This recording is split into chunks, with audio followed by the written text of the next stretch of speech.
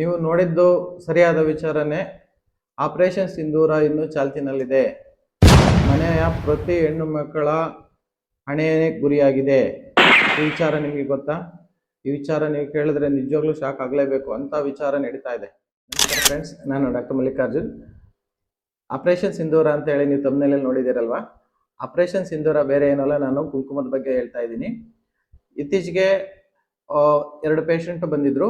ಆ ಪೇಷಂಟ್ನ ಒಂದು ಕಂಪ್ಲೇಂಟ್ ಏನಾಗಿತ್ತಪ್ಪ ಅಂತಂದ್ರೆ, ಅವರು ಹಣೆಯಲ್ಲಿ ಇರಿಟೇಷನ್ ಜಾಸ್ತಿ ಇದೆ ಅಂತ ಹೇಳ್ತಾ ಇದ್ರು. ಅವ್ರ ಮನೆಯಲ್ಲರೂ ಒಬ್ಬರಿಗೆ ಅಲ್ಲ, ಅವ್ರ ಮನೆಯ ಎಲ್ಲ ಹೆಣ್ಮಕ್ಳು ಬಳಸಿದ ಎಲ್ಲ ಹೆಣ್ಮಕ್ಳಿಗೂ ಕೂಡ ಇರಿಟೇಷನ್ ಆಗ್ತಾ ಇದೆ ಅಂತ ಹೇಳಿದ್ರು. ಅವರು ಬಳಸಿರುವಂತ ಕುಂಕುಮ ಸಾಮಾನ್ಯವಾಗಿ ಅದು ಕೆಮಿಕಲ್ ಯುಕ್ತ ಕುಂಕುಮ ಆಗಿರ್ಬೋದು. ಯಾಕೆಂದ್ರೆ ನಾನು ಅವ್ರ ಹತ್ರ ನಾನು ಹಿಸ್ಟ್ರಿಯನ್ನ ತಗೊಂಡಾಗ ಅವ್ರು ಹೇಳ್ತಾ ಇದ್ರು, ಅದು ಕುಂಕುಮ ಕೈನಲ್ಲಿ ಮುಟ್ಟಿದ್ರೆ ಕೆಂಪಾಗ್ತಿದೆ, ಜೊತೆಗೆ ಹಣೆಯಲ್ಲಿ ಇಟ್ಟಾಗ ಅದು ಜಾಸ್ತಿ ಇರಿಟೇಷನ್ ಆಗುತ್ತೆ ಅಂತ ಹೇಳ್ತಾ ಇದ್ರು. ಈ ಎಲ್ಲ ಒಂದು ವಿಚಾರವನ್ನು ತಿಳ್ಕೊಂಡಾಗ ಆ ಕುಂಕುಮ ಕೆಮಿಕಲ್ ಯುಕ್ತವಾಗಿದೆ ಅಂತ ನನಗನ್ನಿಸ್ತು. ಅವರ ಇರಿಟೇಷನ್ಗೆ ನಾನು ಕೆಲವೊಂದು ಸಜೆಷನ್ ಕೊಟ್ಟೆ. ಆ ಒಂದು ಸಜೆಷನ್ ಪ್ರಕಾರ ಅವರು ಫಾಲೋ ಅಪ್ ಮಾಡಿದ್ರೆ ಈಗ ಇರಿಟೇಷನ್ ಇಲ್ಲ. ಹಾಗಾದ್ರೆ ಕೆಮಿಕಲ್ ಯುಕ್ತ ಕುಂಕುಮ ಎಲ್ಲರೂ ಬಳಸ್ತಾ ಇದ್ದಾರೆ. ಎಲ್ಲಾ ಹೆಣ್ಣು ಮಕ್ಕಳು ಕೂಡ ಇದೊಂದು ತಿಳ್ಕೊಂಡಿರ್ಬೇಕಾದಂತ ವಿಚಾರ. ಕೆಮಿಕಲ್ ಯುಕ್ತ ಕುಂಕುಮವನ್ನು ನಾವು ಹೇಗೆ ಕಂಡುಹಿಡಿಯುವಂಥದ್ದು? ಎಲ್ಲದೂ ಕೂಡ ಕೆಂಪೇ ಇದೆ, ಆದರೆ ಇದು ಕೆಮಿಕಲ್ ಯುಕ್ತ ಅಂತ ಕಂಡುಹಿಡಿಯೋದು ಹೇಗೆ ಅನ್ನೋದನ್ನ ನಾನು ಈಗ ತಿಳಿಸ್ಕೊಡ್ತೀನಿ. ಒಂದು ಸಣ್ಣ ಟೆಸ್ಟ್ ಮಾಡಿ ನಿಮ್ಗೆ ತೋರಿಸ್ಕೊಡ್ತೀನಿ, ಬನ್ನಿ ನೋಡಿ.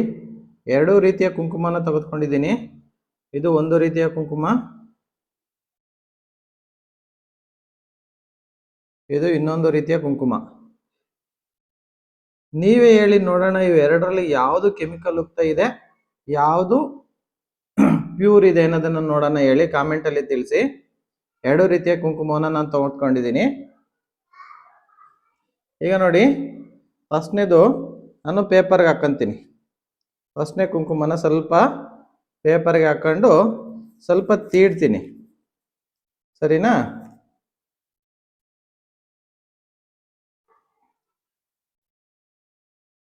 ಚೆನ್ನಾಗಿ ತೀಡೋಣ, ಆಯ್ತಾ? ಅದೇ ರೀತಿ ಎರಡನೇ ಕುಂಕುಮನ ಒಂದು ವೈಟ್ ಪೇಪರ್ಗೆ ಹಾಕೊಂಡು ಚೆನ್ನಾಗಿ ತೀಡೋಣ.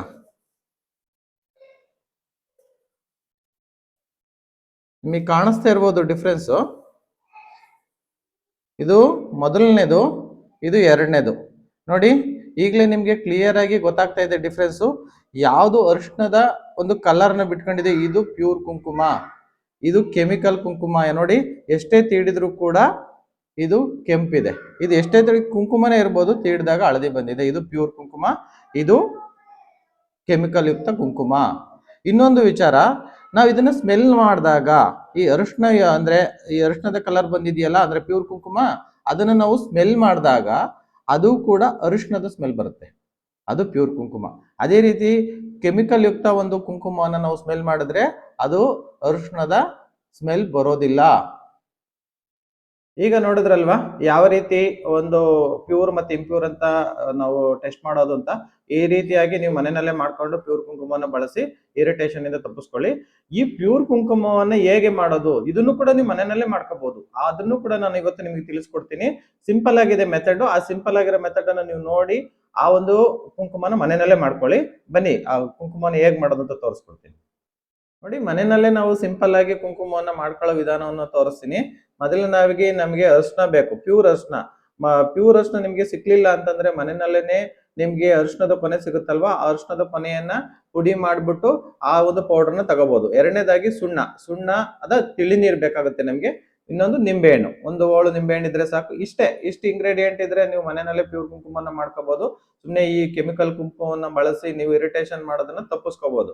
ಬನ್ನಿ, ಸಿಂಪಲ್ ಆಗಿ ನಿಮ್ಗೆ ಒಂದು ಕುಂಕುಮ ಮಾಡುವಂತ ವಿಧಾನವನ್ನು ಹೇಳ್ಕೊಡ್ತೀನಿ. ನೋಡಿ, ಮನೆಯಲ್ಲೇನೆ ಪ್ಯೂರ್ ಕುಂಕುಮ ಮಾಡೋ ವಿಧಾನ ನಿಮ್ಗೆ ಹೇಳ್ಕೊಡ್ತೀನಿ. ಫಸ್ಟ್ ಒಂದು ಬೌಲ್ ತಗೊಳ್ಳಿ. ಬೌಲ್ ಒಳಗಡೆ 2 ಸ್ಪೂನು ಪ್ಯೂರ್ ಅರಿಶಿನ ಹಾಕೊಳ್ಳಿ. ಮನೆಯಲ್ಲೇ ಸಿಗುತ್ತೆ ಪ್ಯೂರ್ ಅರಿಶಿನ, ಹಾಕೊಳ್ಳಿ. ಇದಕ್ಕೆ ಸುಣ್ಣ ತಿಳಿ ನೀರು ಬೇಕಾಗತ್ತೆ ನಮ್ಗೆ. ಸ್ವಲ್ಪ ನೀರು ಹಾಕೊಂಡ್ಬಿಟ್ಟು ಅದನ್ನ ಹಾಕೊಳ್ಳಿ.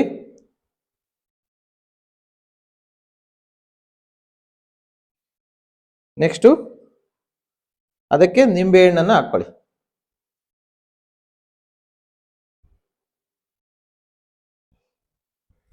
ಈ ರೀತಿ ಮಿಕ್ಸ್ ಮಾಡಿದಂತ ಮಿಶ್ರಣವನ್ನ ಚೆನ್ನಾಗಿ ಕಲಕಬೇಕು.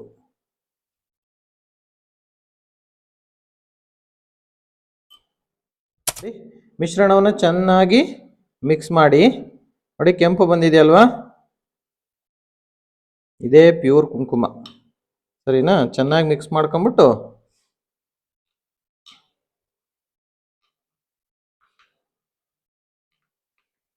ಚೆನ್ನಾಗಿ ಮಿಶ್ರಣವಾದಂತಹ ಈ ಕುಂಕುಮವನ್ನು ನೋಡಿ, ನಿಮಗೆ ಕಾಣಿಸ್ತಿದೆ ಹಳದಿ, ಇದು ಪ್ಯೂರ್ ಕುಂಕುಮ ಅಂದರೆ ಇದನ್ನು ಬಳಸಬೇಕು.